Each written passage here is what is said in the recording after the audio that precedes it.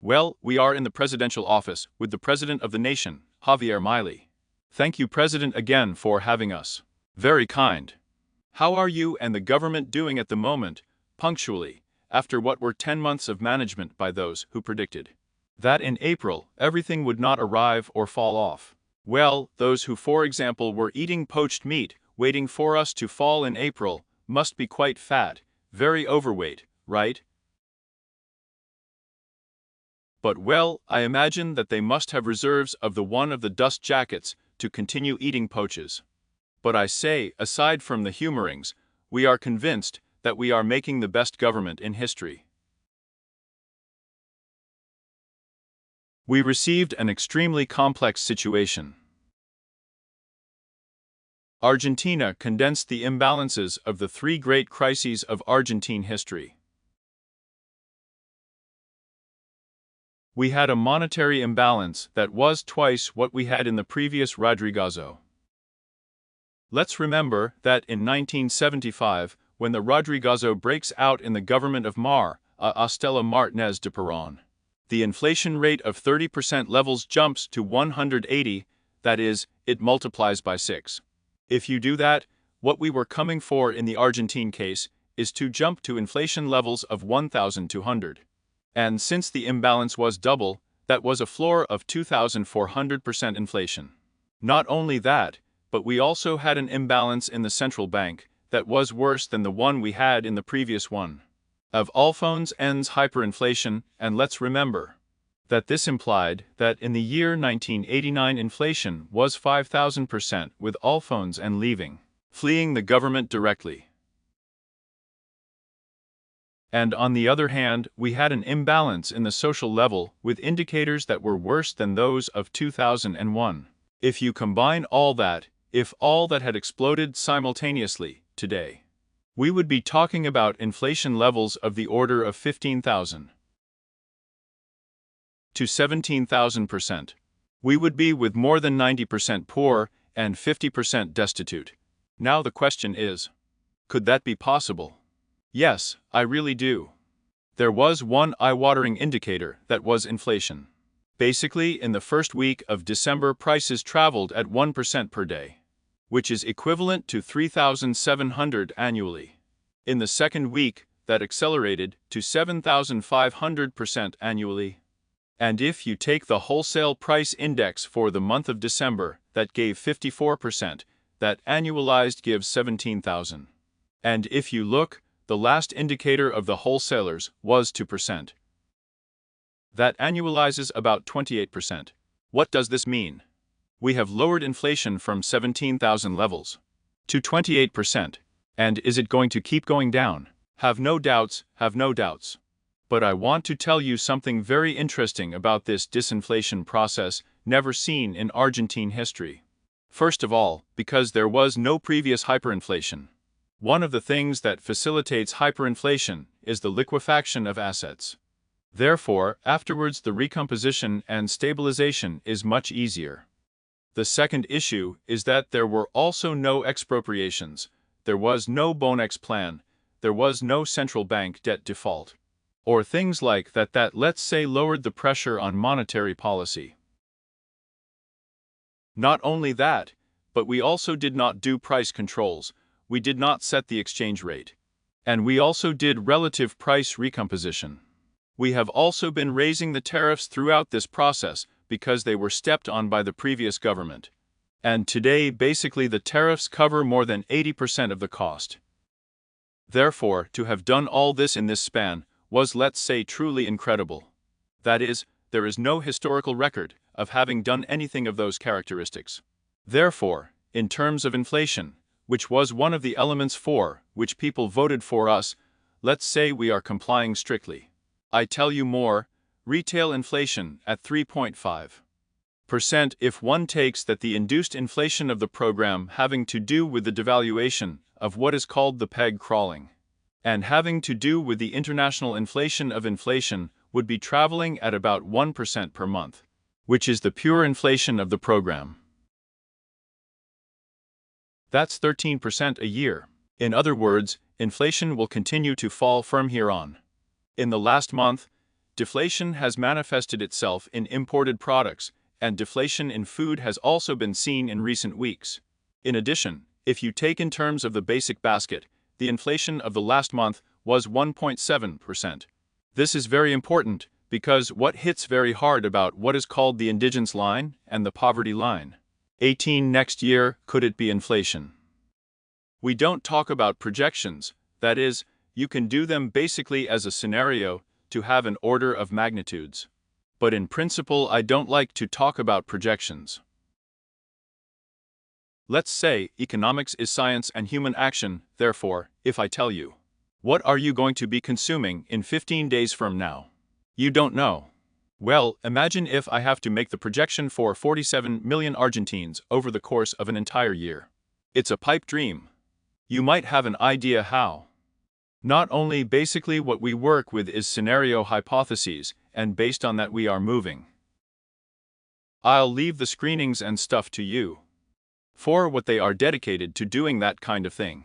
But then if you look at the monetary level, inflation is really going down a lot. The inflation of the program is being cleaned up, which is a very important issue that I highlight all the time. Which is the difference between the observed inflation and the inflation, let's say, induced by devaluation and international inflation. Because when that inflation is zero, it means that the monetary surplus of the economy disappears. In that same context, what you are going to see is that the monetary base in the traditional format is going to appear to the broad monetary base, that is, the lefts and the caps are going to disappear. All those elements that are currently on the balance sheet of the banks and that are debt, let's say, to the national treasury. And at the same time other stock problems that we have on the balance sheet of the central bank are also going to disappear. Therefore, the surplus of money in the economy ends, and that allows you to open the stocks, even without having dollars. Because there are no pesos for them to attack you. What's more, I'm telling you more. Is this a recurring question? And when does the clamp come out, and when does the clamp come out? Let's see, we're going to open the trap. Let's say, I'm a libertarian liberal. There is nothing I hate more than something that restricts the freedom of individuals. Now, I'm not willing to leave at any cost. One of the things that I continue to maintain is that many, especially Kisarimo, considered that we were not libertarian liberals, but that they believed that we were liberated liberals. Why? Because they believed that we were going to open the stocks on the first day, and look what was happening, that you had the debt, for example, remunerated by the central bank, which was 4 times the monetary base, and that firm having it in installments of 30, 60, 90, 180, and 270 days, the previous government moved it to 1 day. In other words, they could have executed, let's say, those operations, and in 1 day quintuple the monetary base. Can you imagine what an inflationary disaster that would have been? At the same time, we had debt maturing in pesos for the equivalent of $90 billion. We had the debt of the Sierra and the dividends for $60 billion. We had foreign debt, mostly with multilateral organizations, for $25 billion. Imagine if, in that context, we would have happily. That would have created a disaster. It was what they expected, and then to take out the Peronist hosts. Just as Dualde did with Alphonse N in 2001-2002 to overthrow de la Aruga. In that context, what you would have had is that by the end of last year, that is, let's say, the beginning of this one, they would have overthrown us, they would not have made themselves do all the dirty part of the adjustment. They would have shouldered all the blame on us, and they would have definitively killed the city of freedom. Well, we didn't indulge him. Today, we are much closer to getting out of the trap. The reorganization of the central bank is a huge task and internationally recognized as a truly Cyclops' own work. But that's not all, because we in the middle, to give you an idea, Franco, us campaigning, we said we were going to pass a chainsaw. They laughed at us. They said that it was impossible to adjust more than 1 point of GDP, and they had some basis, didn't they? Because out of 123 years, 113, Argentina had a deficit. And the 10 that did not have a deficit was because it was in default. Consequently, this means that Argentina has lived permanently with a deficit. And what they said was impossible for us to do in the first year, we did in the first month. And we achieved this systematically. So, at the same time, we also made the biggest structural reform in history. Argentina. But, is there going to be more chainsaw? Yes. Obvious. That's why Sturzenegger said in the Deep Chainsaw speech. Deep chainsaw. Yes, the chainsaw doesn't stop. Not forever. In our government, the chainsaw is never going to stop. In fact, let's say, the reduction of public spending is precisely focused, precisely to be able to lower taxes. In that context, what I was telling you about the structural reforms. We made a structural reform 8 times bigger than Menin's. If one contemplates the DNU with what the basis law has to do with, that means that we made the largest structural reform in Argentine history, having 15% of the Chamber of Deputies and 10% of the Senate. Then, and those are very important elements going forward for what has to do with economic growth. Check this out. On the one hand, there are factors that make the recovery cyclical. In fact, the utilization of installed capacity has been systematically increasing. In that sense, this is explained by the improvement in real wages and by the real improvement in pensions. That is driving demand and is recovering the use of installed capacity. Is there an improvement in retirement? Because the decree and the controversy around the veto and so on. But there is definitely an improvement in retirements. If you look at it, it has grown more than 10 percentage points above inflation. And if you take it in terms of what it does to measure them in dollars, they tripled. Because the previous national and popular government that the people wanted so much left $80 in pensions. But prices are also going up. How? Okay, but let's say. The important thing is that the prices consumed by, let's say, the most vulnerable groups, that is, they grew much less than inflation. Because in fact, all prices relative to inflation, except for the tariffs, are the ones that rose the least. In fact, food did it well below what is the case of the price index itself. So, what I'm going to do is, and not only that, because this is very important, because the poverty data came out. And the poverty data is concentrated in the semester. And there is that, for example, in the Ministry of Human Capital, the disaggregation was made by quarter. So what you see is that in the first quarter, poverty jumps to levels of 56%, and then in the second quarter, it falls to levels of 51%. On the other hand, if you take the work that Mart N. González Rosada of the Ditela University did, what you see is that at the beginning of the administration, that is, between December and January, poverty jumps to 57%, and today it is at 49%. In other words, we have just reduced poverty by 8 percentage points. This is not a minor issue. Moreover, I'm going to tell you something. Only good news is coming from here on out, and that has to do with the real salary going up. And this has to do with the fact that pensions have improved. Another thing that also makes the recovery cyclical is the fact of what is called the stock cycle. The stock cycle, what's going on? To protect themselves from inflation, companies accumulated exchange goods, merchandise. Precisely to protect themselves from the inflation that was going to come when prices were released. In other words, the previous government was pushing prices. So, what's going on? In that context, stocks accumulated. So what that did was deepen the fall of the product in the first quarter because those stocks had to be liquidated. Well, now there is a recovery of stocks, therefore, that also pushes up the activity level. You explain all this economically, and you have also said it because you want people to understand the measures you are taking. So that's why he explains everything that was happening in Argentina, because for example the issue of fares. Obviously for the one who pays a subway ticket, or the bus or the water today, came to him with an increase, and he says, that's why I do the counterfactual. If you want, let's make the fees zero. Now, the operation and maintenance and investments of those assets requires money. What do we pay for it with? What do we pay with? You tell me. With inflation, yes. Do you want to pay for it with monetary issue? Well, let's say that's paying for it with inflation. Basically, how did it work? On the one hand, what he gave me for the equivalent of 1 peso, he took out of me, on the other hand. 2 pesos in inflationary tax. Do you think the public understands that? That when the collective pays more, does it pay more for gas and electricity? He says it's like that because. But Frank. In another way. It's 200%. Last year. Franco, let's go by parts. First, there is no tax more regressive than the inflationary tax.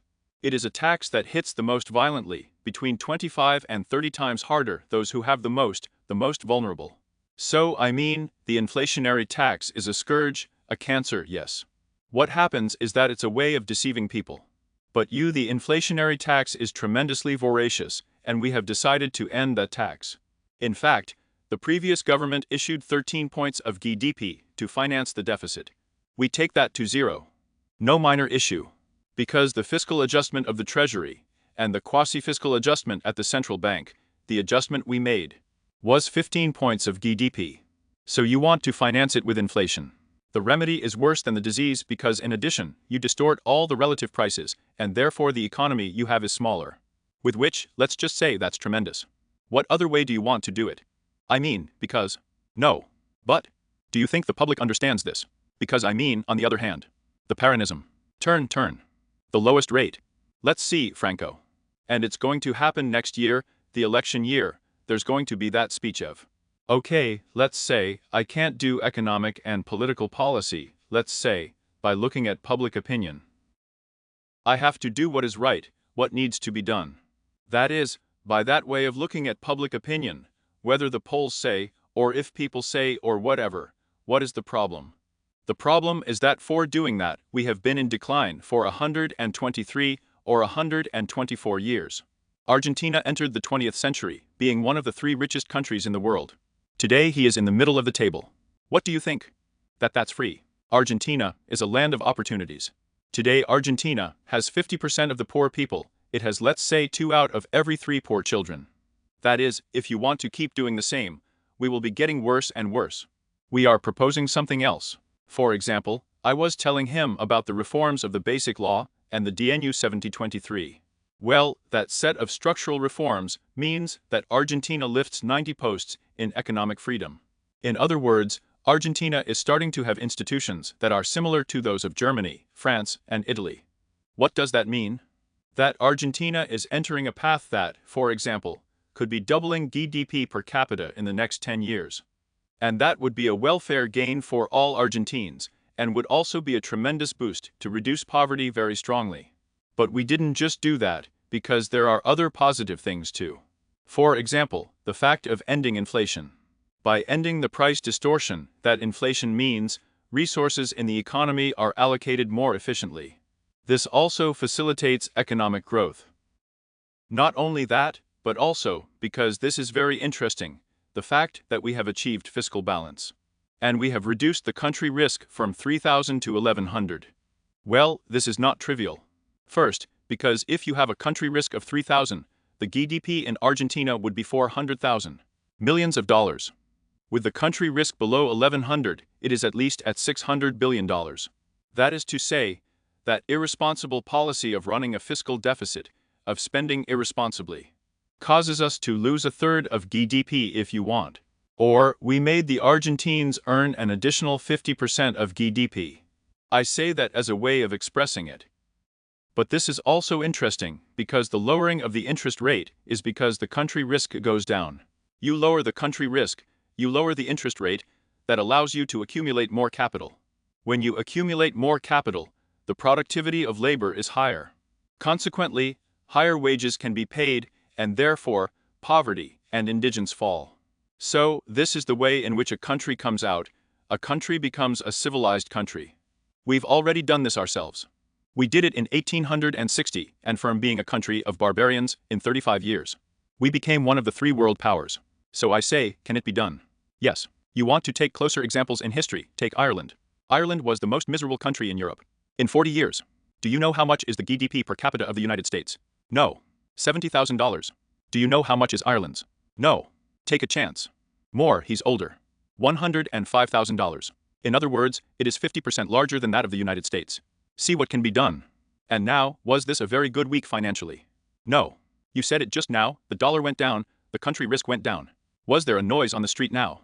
No. It had the theme of the students. There were also violent situations. There were situations of escrake, of pineapple, of trompada in some universities. How does it arrive? Is that political? Or what do you think about the students? No. Are you still supporting him, or what is going on? The topic of students is very interesting. It is an issue, let's say, because universities are precisely what is considered a sacred cow in Argentina. In fact, politicians perversely use these noble causes to hide the theft. They did the same with the social plans. They were hiding behind vulnerable people's social schemes to steal. So, look at this because it's very interesting, because when this discussion started, the support for universities as an institution was 90-10.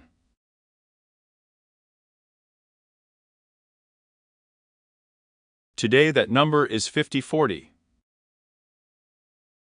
The image of universities fell by about 30 points.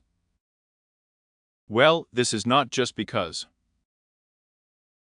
This happens because people understood what this is about. That is, the public university is not even at stake here, the tariff is not at stake. The only thing we want to do, basically, is to be able to audit them. Do you know what the problem is with auditing them? That all the politics that live stealing at the expense of universities do not want to be audited. The problem is that they don't want to be audited. That is no minor problem. So there is a whole media discussion, they are a whole kind of lying discussions, to hide how politicians steal with universities. That is not a minor issue. Moreover, not only has the image of universities collapsed brutally, but also when you bring up the problem of auditing. The government's position is favorable at 40-30. And if you do a survey, asking audit yes, audit no, the government is up 80% up, favorable. Yes, of course. And does that know what it looks like? You can see it very easily. I am going to give you the numbers estimated by the security forces about the marches because obviously those who were at the march lied the numbers and basically the media, because they are afraid of sacred cows, do not tell the truth.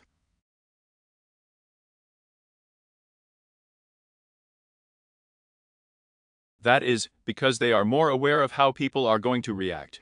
They don't want to tell him. If I had listened to the polls, I would have been a socialist.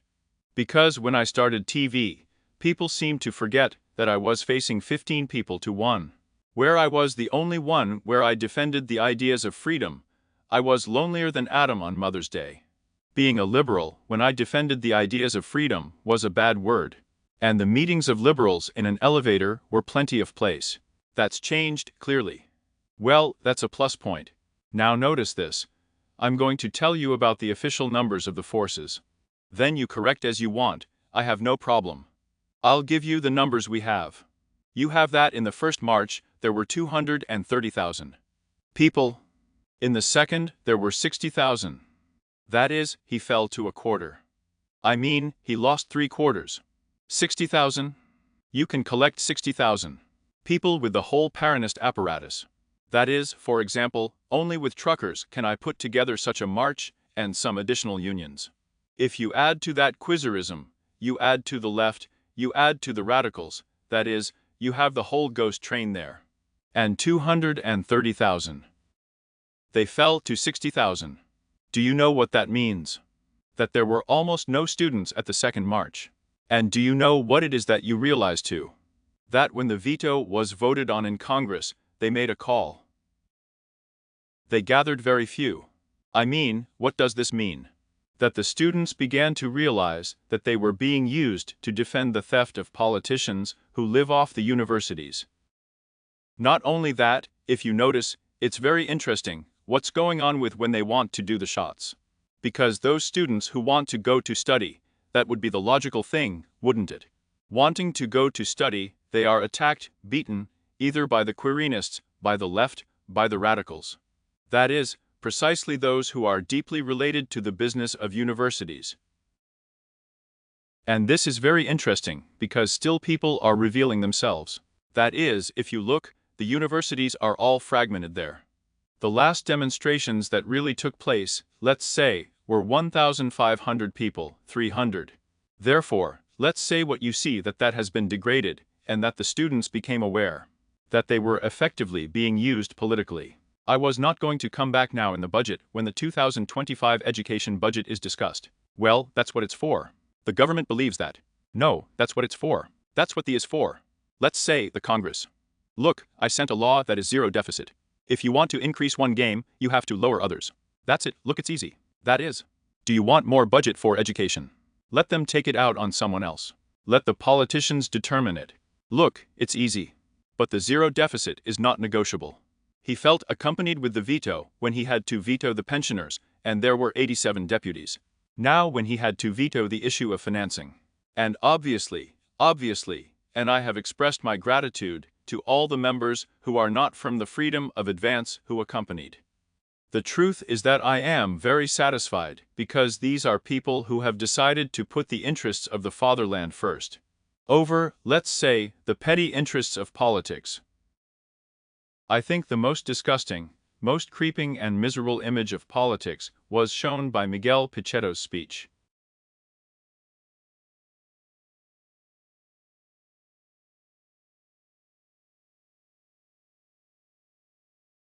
When she says Milei thinks she wins with the veto, but loses. It's that he thinks in terms of the old politics, he thinks in populist terms. Well, not for nothing was he the head of the Quizerism caucus in the Senate for so long, wasn't he? That is, he thinks in populist terms, he thinks about decision-making by looking at the polls, that is, he has a lot of populist. And nothing statesman-like. And this is very important. Why? Because if you are guided in that way, it will happen to you. There is a wonderful book called Stories of the Fifth Floor. It shows the fall of the Austral Plan. Like when Alfonsina enabled an increase. Of course, everyone was half of 0.5% of GDP, and 0.25% of GDP. All just as it ended in a mega fiscal deficit, and how that ended in a hyperinflation, with 5,000% inflation. Where we had a jump in the number of indigent poor never seen in Argentine history. So, obviously that's the way the old politics makes decisions and thinks. I don't think in those terms, Franco. Look, I think of it in these terms. If we return to the steps of the fiscal deficit, we return to country risk levels of 3,000. Basic points. So, instead of having a GDP of 600,000 millions of dollars, we pass to have one of 400,000 millions of dollars. When you take what this implied in terms of resources for universities in dollars, do you know that the amount of resources remains constant? In dollars. In dollars. Which is clear because you go to a much smaller PBM, and then the increase they give makes the amount of dollars that the university received constant. But what is the downside of this? The opposite side of this is that you have a smaller GDP, therefore you have a smaller GDP per capita. And one of the things that we discovered in this study that we did with Federico Sturzenegger's team is that drop that you observe, 1/3 is due to lower activity, but 2/3 is because the real exchange rate jumps. The fact that the real exchange rate jumps means that we are much poorer in dollars, and since the products linked to the external sector are the ones linked to food, what is wrong? The number of indigent poor grows much more than proportionally. Then, the same money for universities, less GDP per capita, greater macroeconomic instability, and more indigent poor. I mean, it seems to me that the account does not close for anyone, because there is a space that will remain constant. And everyone else loses. So, either one of two, or they don't know how to do the math, or they are really making a political move. And clearly it has to do with a political move. They are desperate because they are running out of the boxes from which they steal, and we are not going to give in. Well, Senator Lusto just said that Macri sent to vote and accompany him in the vetoes to do business or for business, or because you gave him positions. He suggested this, didn't he? He said directly for business vote anything Macri, that was the phrase. Well, I understand that Lusto has these kind of phrases because of course he thinks like that. You remember that the thief who creates the whole world from his same condition. Moreover, he has in his lines the deputy Mart N. Tedes, which is what, let's say, he challenged me during the campaign. Saying that every time a law had to be taken out or something, charges had to be handed in. That is, a very corrupt way of doing politics, suggested Deputy Tedes. Then I have no doubt that the thief believes everyone of his same condition, Illist believes that, let's say, everyone makes policies like his space 4 positions, accommodations and so on. Actually, that's not so. Let's say every time I have to evaluate a position, obviously I have a great relationship with President Macri. And sometimes we have some proposals to fill, and I consult with him.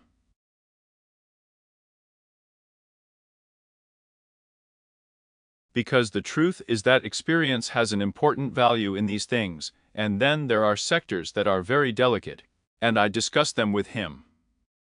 And I'm asking you a question. Are you a selector? Which painting is it from? From Velez. I'm asking you a question.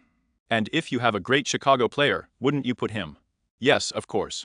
Well, I mean, it's the same here, let's say. On top of that, we are not even antagonistic.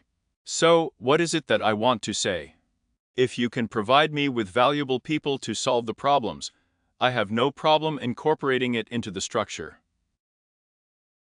You, President, divided the ideological arc, I remember a long time ago. Earlier, the President had said on one side, they will be this, on the other side they will be. On the one hand, those who embrace that of freedom, on the other hand the collectivists. Exactly, the President said that earlier. And now? Is that happening? No. He is. But when I said that was going to happen, they said I was crazy. I made it too. Do you realize that? Look at all the things that were impossible. It was impossible to lower inflation the way we did. We're doing it. It was impossible to reach the zero deficit in 1 year, we reached it in 1 month. It was impossible to clean up the central bank's balance sheet, we did it in 6 months. It was impossible to finish with the pickets, we finished it after a month of management. There has not been a single picket line for 4 months, and the street has never been blocked again. What do you tell me? Look at the amount of things that were impossible, and that we are doing despite having the smallest representation of history. Moreover, if I had told him that we were going to make a reform that was 8 times larger than Menin's, which was the largest in history, with 15% of the Chamber of Deputies and 10% of the Senate, he would have told me, no, very difficult, but, well, actually we did. And now the 2025 are going to go together, they're going to be with. Is that clear, or is there still a lot to discuss? For example, in the province of Buenos Aires, are they going to make an alliance? We have a high degree of affinity, and we are willing to work together in a much deeper way, every day. And that I imagine that by 2025, he will most likely find us together defending the city of freedom. In the city too. To me, my idea is to go, let's say, to reach a total confluence throughout the country. And you are working, Karina Milei, on the arming of the party all over the country. Exactly, we already have a match, something that they also said was impossible. True. Well, you do realize, don't you? He's going to be a candidate. We are a government that has pushed all the limits of what was called impossible. Nothing is impossible for us. Why ask what's next? But I don't want to miss asking if Karina is going to be a candidate next year. If it's decided, if it's a possibility. Look, he's in Paris right now. Country brand is being presented, that is, a way to bring Argentine products to the world and show Argentina to the world. The interesting thing is that it is her decision. I would tell her that I don't see her with intentions. I think it does it more because of the fact that we have a structure, and we don't have to give in to certain political extortions. But that has to do with her preferences. Look, I'm going to tell you something to me. When the electoral race was launched in New York City at the end of the 2018, I remember that our hero came, the greatest hero of the edges of freedom in Argentina, which is Alberto Venegas Lynch Jr. Bertie's dad. Yes, of course. Which member was there, the truth. But look how interesting Franco is, because Alberto came to see me and says, well, I imagine that you are not going to get into politics, we need you in the cultural battle. And I said, look, Professor, I'm going to answer literally what I said. Not even a fart. Of course. Well. The President of the nation. Of course. But therefore let's say those things. Is she going to be a candidate? Is Karina going to say that? Look. It's a matter of her. I suggest you come another day, go to the next office and ask her. In principle, I am not very good at making such forecasts, let's say. And now I bring it to the topic of opposition. Do you see Axel Kicillof as the candidate of Kirchnerism, Christina Kirchner? That they are fighting each other, they are discussing power. If you, the government, seem to want to polarize with Christina. It's not a problem for me, it's a problem of the opposition. It is a problem of the opposition. Now, I mean, there is also a morbid part, and that I would love to put the last nail in the drawer of fussiness with which I insisted inside. Strong phrase President Javier Milei regarding that he wants to be the one who puts, he says, the last nail to the Kirchnerism drawer with Christina inside, says the President of the nation. Some relevant aspects remain. What you're going to see now is, well, a tense moment, one of the chapters that has to do with the media, for my law. 85% of the media, of the journalists lie. He is angry with that 85%, and well, notice that it is a moment of great attention, because he also talks about us. About TN punctually, and about a colleague of ours like Marcello Bonelli. So there is a moment of great attention for the media issue. Look, I'm going to keep the public universities tariff-free, and they say just the opposite, or look at all the things they said in the negative campaign. Look at the seriousness of that negative campaign, where the media were complicit in spreading all those lies. So there on that one. In fact, I was subjected to the biggest negative campaign in the history of mankind. That to be clear, and that there was strong complicity in the media, and in journalists lying openly for money against a person. Messing with my family, with my dogs, with everyone. I mean, just stop. That happened, but it didn't happen. No. It happened, but the back that banked it was mine. And it keeps happening, because there are situations. But I say, there is also a role of journalism that is very good. Not everything is the same. No, no, no, it's only 85% who lie all the time. So what I'm saying is, the truth is that I don't care what they say if 85% of what they say is a lie. So I say, what is the problem? But you what? Interpretation is done. Let them do whatever they want. At some point Trump, for example, said that he attacked the media because he sought to discredit. So that later the media would not attack him. So I ask you, does that happen to you with journalism, that you don't like to be criticized, or are angry about everything that? Because there was in the campaign. You know what? Look, do you want to ask me? I mean, I'll answer you. I'm going to go against a journalist from your house. No, President. There he is. Hit it. Let's see, do you like peach? Get rid of the fluff. Don't you like peach? Get rid of the fluff. Do you like it? Fuck the fluff. You made the point to me. Let's see. I'll answer you. Mr. Marcello Bonelli. Mr. Marcello Bonelli blatantly lied about the reason for the departure of Mario Russo, Minister of Health. Mario Russo, for personal reasons and for operational reasons, decided to resign. A huge professional, honest, good person. And Mr. Bonelli said I squirted him out. That dirties his resume, it dirties his life, an absolutely innocent person.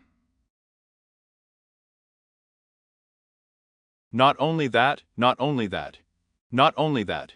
Because in addition, in the face of this slander, insult, this way in which Mr. Marcello Bonelli vilely soiled Mario Russo. This is very serious because Minister Pito Bello called and clarified that this was not the case. No, no, no, because this is very serious. So, not only that he clarified it, explained it to him, and told him, but the next day on Radio Mitre, he repeated it. Which is why Minister Tobello moves, picks up that fragment, saying that it's a lie, and obviously I put that in. And then Bonelli calls, let's say. No, because this is more serious, and I'm going to tell everything. Yes. Because this is much more serious. Then she calls crying. No, but how is the president going to do that to me? When he was lying, he was making a person dirty, he was ruining his professional life. Saying it's jet. Which is unacceptable. Stop it. Then say something about me. No, well, it's okay, I don't care about anything. I know, but let's see, what I'm going to say is the following. Tell him something. Not only that, because when already, let's say Bonelli calls crying. Yes. As others have passed by here, journalist in the House also crying, after having openly lied about the campaign. So, in that context, what he says to her, no, a high source told me. So, how high source? No, well, senior source number 1 doesn't, because the president won't answer the phone to me. So, who told you that? Then he tells her that Santiago Caputo told him. It was strange to me because it's clear to me that Santiago Caputo doesn't talk to Bonelli. Then I call Santiago Caputo, and I validate with him. No, he's not actually talking to Bonelli. So, do you realize how serious it is? He made a mess of a person, and also put noise inside me. Inside the... Because if Sandra Tobello doesn't tell me, and I'm not going to check and look for the information. You've said it all, President. Let me say 2 things. No, I have a lot more things to say about the media. But I want to say 2 things myself now. One is, firstly, Marcello Bonelli has a great career, and like any journalist, he can make mistakes. Me. Does that seem like it to you? Do you think it's a mistake? I'm closing. Does that seem like a minor mistake to you? A little bit so as not to debate with you. Does it seem like a minor mistake to openly lie, defile, slander, and insult a person to you? Does it seem reasonable to you that there are journalists who extort money from people? Let me say this and close it here. We spend many hours on the air, and we often make mistakes like anyone else. I'll take it, Frank. I don't know the specific case because you don't know. It's not up to me. Do you know what happens with the error? I'm going to tell you something. Error by definition, has 0 mean. This is what is known as white noise. That is, one day you are wrong on one side, and another day you are wrong on the other. One of the things I do is track you down. I'll track them. And there are some who have a problem that statistically is called autocorrelation. They always err on the same side. Mr. Gonelli always errs on the same side. Well, for example, I say this, we spend many hours on the air and often make mistakes. But, what do you think? When we make mistakes, we say so. No. Bullshit. Because I have never seen, for example, those immoral people asking for forgiveness who said that I sleep with my sister. Or that I sleep with my dogs. Okay, done. Well, let's say there are other journalists. It didn't happen on the canal. And there are other journalists who have called me a Nazi, and there are others who have called me a Hitler Nazi. And who apologized. None. But, do you know the only one who asked me for forgiveness? Do you know who is the only one who asked me for forgiveness? Who? Pablo Duggan. So imagine the level the others are at. Like the president who in TN never happened to say such a thing. In TN, they told me a lot of other things. People have been taken straight to talking pests about me. And they've done it, for example, several times on Shackman's show. Hit it. Don't look for me because you will find me. And the other problem that this chapter we are just talking about has is that for people, no problem is solved. Because when you openly lie, you are creating problems among people. Did you know that, for example, the level of acceptance with the government in the personal is 55%? When you look at the macro, because people don't know about macro, look at what the media is saying, it's 40. Do you know what those 15 points of difference are called? The lies of the media. Then it's not that. Don't tell me they're innocent. Because for some reason, they charge money during campaigns to dirty candidates, as they did with me. Shall we close this chapter? Well, you lied to yourself. Don't lie to me. No, you started by saying it, and what I want to ask is if it was to discredit you. But yes, obviously there are plenty of journalists, media that work for politicians. That exists. Not in TN, and it's not. And there are a lot of them. I would tell you not to put your hands in the fire for anyone. I would tell you, Franco. Not by those who work in your environment or in another. What a moment, right? Do you want to put it back at the end? Put it on if it was not heard, put it back on the air. Tense, isn't it? A tense moment with the president of the nation talking about the media issue. Because for the president, 85% of journalists and the media are enemies. It's clear. They are the enemy. It seems to me that in the tone and everything as he marks it, the president repeats it, insists, and redoubles until the end. With the media issue. What is clear is that he was trying to tell the president over and over again that doesn't happen. Never, neither with Milei nor with any other political leader. Did we get into aberrant questions like what they came out to say? As he said himself. And it is true that in other media it happened, and in the networks. And other people dealt with aggravating in a personal and derogatory way. That never happened, and Milei knows it. It never happened here in Todo Noticias with any journalist, not even on the screen. Not even with the guests or anything. That didn't happen. And it is true that it has happened, and that is why he is also furious, and he has the right to be angry that they have said things like that. Like that he was sleeping with the sister or with the dogs.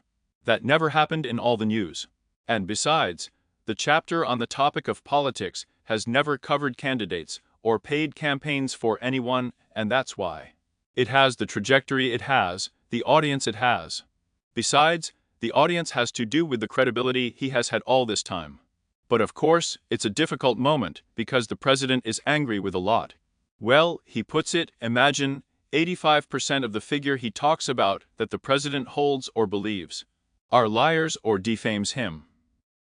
It has obviously happened with other governments as well, with strong attacks on the press, in this case, in what is the discursive chapter. But well, we wanted to mark it and point it out because obviously, no.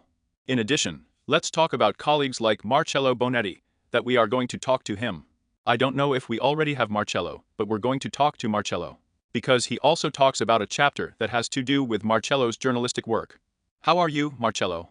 Good night. Franco, how are you? Good evening, how are we? Thank you for attending. 25%. How tall, how nice life this journalist must be for politicians then. Well, some book, right? I think the one to watch says no. That he called like that. Yes, look, Franco is listening to you there. The report you are doing is excellent and well, I thank you for calling me. Obviously, I'm not going to argue with the president, he has every right in the world, obviously, to have an opinion about journalists and our work. In that sense, just as we think, he can also have an opinion. No, I don't have any problem. I'm not going to dramatize it either. You made a mention. Imagine that Christina Fernandez de Kirchner dedicated a national network to me against. And my photo was displayed in courts with other journalists, and was not spat on and so on. So imagine that they are even segments of the trade. Did you see? What I do confirm the information on the subject, that is, I did not accuse anyone of being corrupt. I said that there was an incident, and that after that incident, the Russian minister left by chance. The incident has to do with the Pope's statement that there was a minister who had asked for coinma. Now, it's true, and I'm going to clarify that too, that I had a private chat with Beto, who later made it public.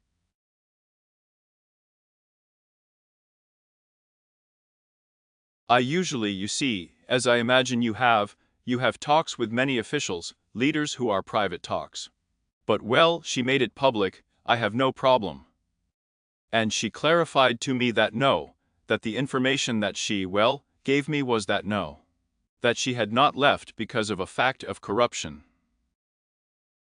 And I clarified it the other day. The Mitra radio that the president mentions, I love it because it follows me everywhere. That's so good. I said there was a version, remember, that he had left because of a fight over Santiago Caputo. There was the Vatican's version of the issue. And that a high government source had told me precisely that no, that was not the case. Then I clarified it on the radio, but what happens, I imagine, you saw, that I calculate that the president is busy and well. Reports should be passed to him and so on. I still maintain the secrecy of the source as established by the Constitution. There is also a classification for slander and insults in the Constitution. So that's how I see it. Look, this happens, there is no need to dramatize, it happens many times, that I know. For example, in the month of May I clarified that the stocks were going to continue all this year, and they told me that they were fables. And then I gave the advance notice from Petronas that I would not continue with IPF, and they also branded me this, that and the other. No, there is no need to dramatize, no. We're going to keep working like this. You see, We don't do war journalism or militant journalism, we do journalism. And Milei, you know, Franco, because she thinks he knows how we work, and he knows how I work, because thousands of times he came to two voices. And even in the two voices, a very important event occurred, as you remember, when the agreement between Patricia Bullrich was made. And Milei Bullrich's hug. So he knows, and we are always going to work the same, and we are always going to have the doors open for him, for the ministers, for the liberal officials, and for the leaders. And we are going to try to collaborate in the sense that the best journalism is supposed to aim or help solve the problems. Serious problems that Argentina has, right? It's very clear, Marcello. Thank you, and I'll see you tomorrow at 6 in the afternoon. I keep seeing you, excellent. The interview continues. Keep going, there are a couple more titles coming. Marcello Bonelli. A hug, take it easy. Yes, there are a couple of coming. Yes. Thanks, Marcello. And also mention the topic of the invited. We try to have different voices, not that we bring people to speak badly about anyone, not about Milei or any candidate. On the contrary, we want voices to be heard. Many times we disagree with each other. It has happened to us with Marcos, or with Gustavo in this program, and in others. I mean, he tries to have guests and columnists who have different views of current affairs. Then at home you choose, draw your conclusions, love us, or turn off the TV directly, or change the channel. Or, as many libertarians also say, go to social networks and consume social networks or streaming.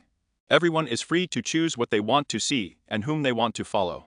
Well, tense moment, but let's go to this third part, that well, it has to do with some important situations. Because Milei talks about the AFA, because Milei talks about the vice president, about Victoria Villarreal. The interview with the president in the office, in the Pink House, continues in this way. Look, I take him to a topic that is also important since we are talking about the media, and that has to do with the judicial and with justice. How do you see the judicial issue? No. Because you have submitted to 2 proposals for judge of the court that did not advance. There are a lot of vacancies still in the justice. And I know president than you. The issue is like no. Let's say this, I said it in the campaign, and I'm going to keep trying. It's to try to have an absolutely independent justice. And that's what I'm going to try to do. I mean, now if the Senate blocks me later, well, in life, let's say, I'll try to do what I can. I can't get inside the judiciary.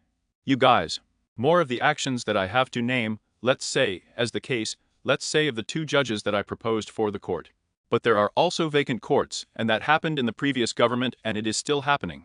And well, let's say, I try to fix things, and the hindering machine won't budge.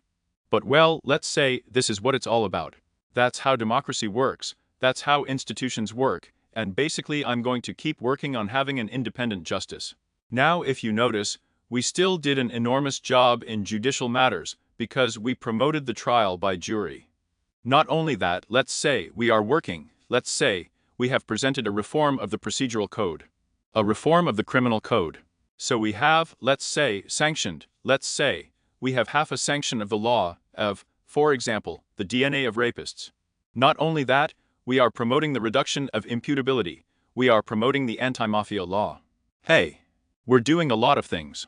I told you that they did a lot of impossible things, and if there is a need, and you know it because you are an economist, it is that the justice of predictability, that is a country. I am the first, let's say, to defend the institutions.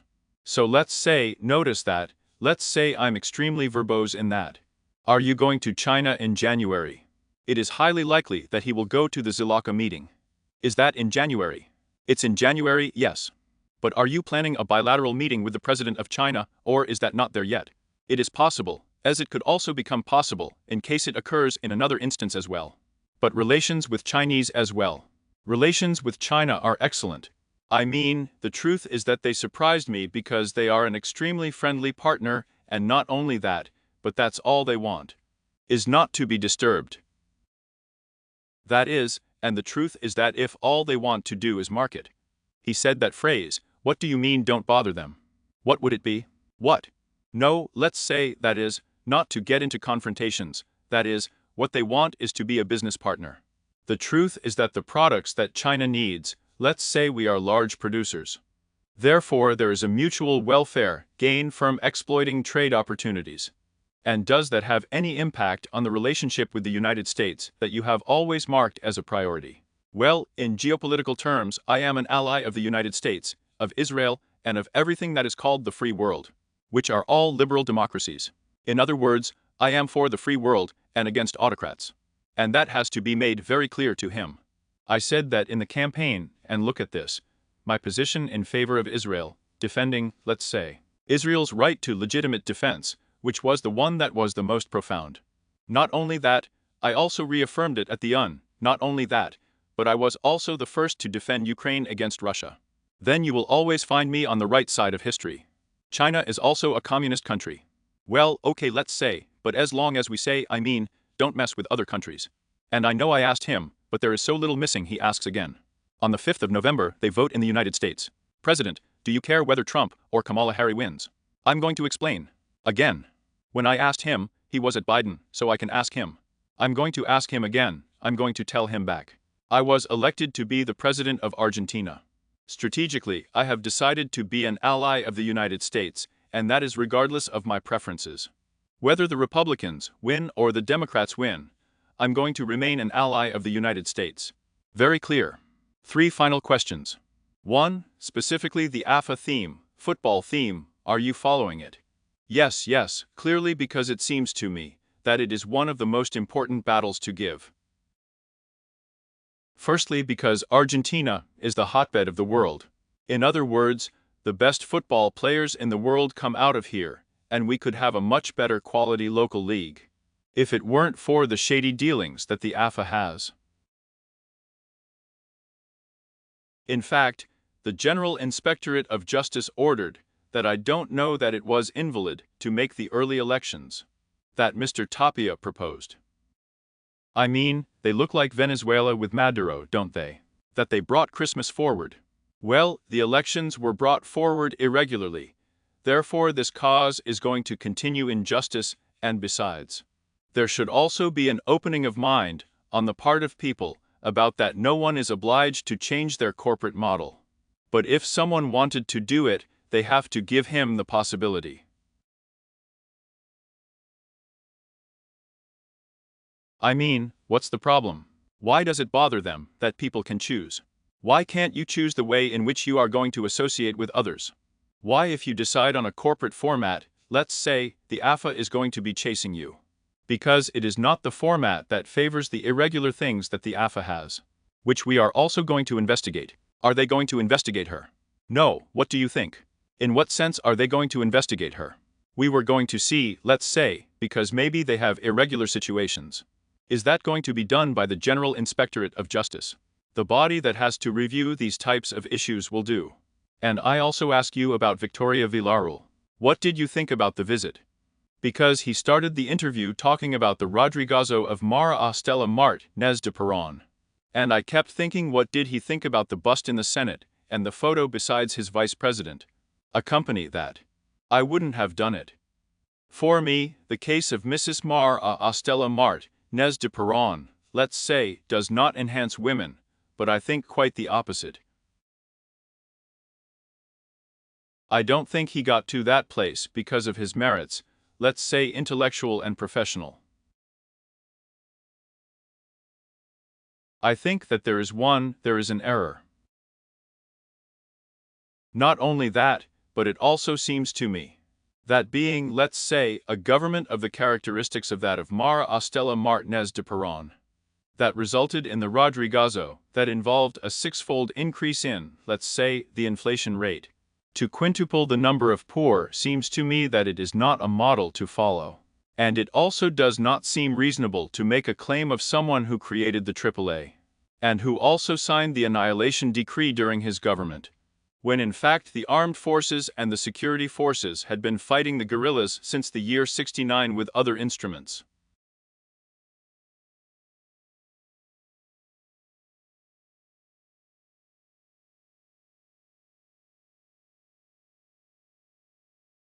So, from my point of view, I wouldn't have done it, but then again, we are not heard. Let's say she has a view on things, and I don't share. Let's say, if she wants to put a bust of Mara a Stella Martínez de Perón in the Senate, Well, it is. Let's say it's her house. You won't find it in mine for sure. And the last question has to do with looking forward. What do you feel you have already done? You guys wrote very well everything you have done so far. What is missing? What can we think? I mean, thinking about the people at home who are watching Argentines, what it costs them to pay for the bus and make ends meet. What a lack that is coming. He said they did a lot of impossible things to do, and they did it to him in less time than they expected. What can you think if you want to promise the next few months for that? Look, all I have to tell you is that from now on there's only going to be good news. You are going to see that inflation is going to continue to fall. It may have an erratic behavior, but it is going to continue the downward behavior. The economic recovery is going to continue. A process of strong economic growth is going to come. Real wages are going to continue to improve. Pensions are going to continue to improve. There are going to be fewer poor and fewer indigents every day, and those are the things that are coming forward. I understand that it takes time for people to assimilate it, but hey, that's how it works. I mean, I can't pretend that people are trained in looking at numbers because I say that's what my basic profession is, right? President, thank you for having received us in the office. And in the house. No, please. A huge pleasure, Frank. Very kind. Thank you. Well, there's the full interview with the